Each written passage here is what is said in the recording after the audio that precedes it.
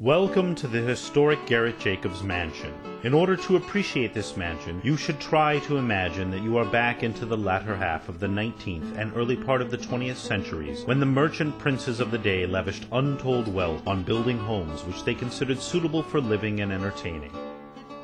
For nearly 60 years, from the 1870s to the 1930s, this was the home of members of the most prominent family in Maryland, the Garretts. From the beginning of the 19th century, the family was influential in building commerce and industry in Baltimore, and eventually in directing the country's first railroad, the Baltimore and Ohio. They were all great philanthropists, who left their indelible mark in the arts, medicine, and education.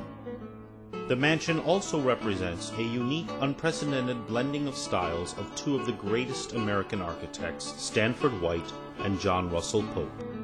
The original part of the mansion, number 11 West Mount Vernon Place, was built in 1853 by Samuel George on land that originally belonged to Revolutionary War hero John Eager Howard. In 1872, it was given as a wedding present, along with all the furnishings, by B&O President John Work Garrett to his son Robert and his bride, Mary Frick. Over the next 32 years, the mansion was expanded to include adjoining townhouses and eventually encompassed 40,000 square feet. This was the largest, most opulent townhouse ever built in Baltimore and vied with the most luxurious New York brownstones of the Vanderbilts and Astors. The mansion boasted 40 rooms, 100 windows, 16 fireplaces, a theater, an art gallery of fine paintings, one of the handsomest conservatories in a private home in this country, a compartmentalized elevator, and an elegant supper room with a musician's balcony.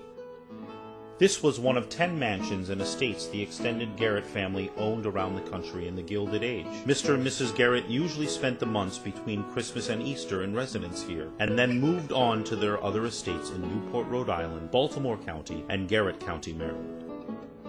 Mary Frick Garrett, who later became Mrs. Henry Barton Jacobs after the death of Mr. Garrett in 1896, was the undisputed social arbiter of Baltimore. She entertained in a truly regal manner comparable with grandes dames on the East Coast. She was a very philanthropic woman, and when she died in 1936, left the greater part of her $5.5 million fortune to charity, particularly for the medical care of children.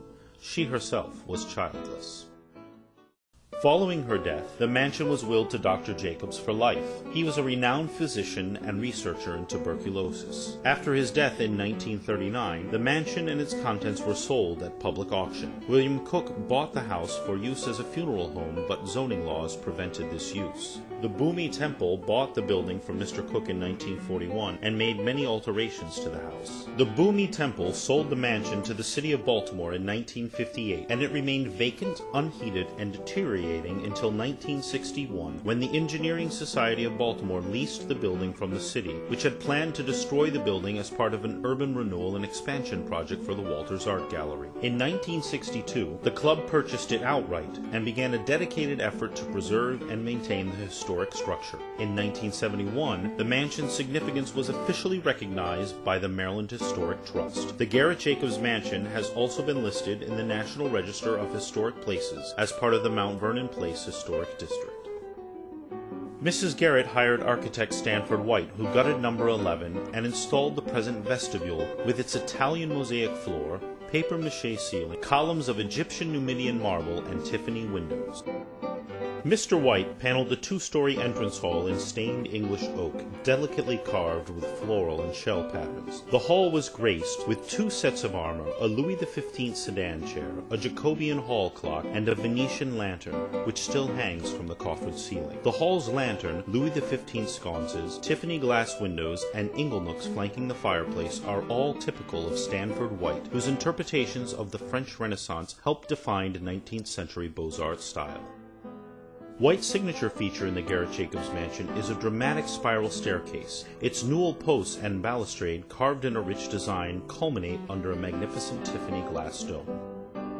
The family dining room walls are covered in 18th century Belgian tapestries, offset by paneling and lavishly carved oak fireplace and sideboard, all painted black to resemble ebony. Some of the room's more elaborate details, including solid silver hinges on the Oriental-style windows and fanciful nursery rhyme carvings on the sideboard, remain to this day.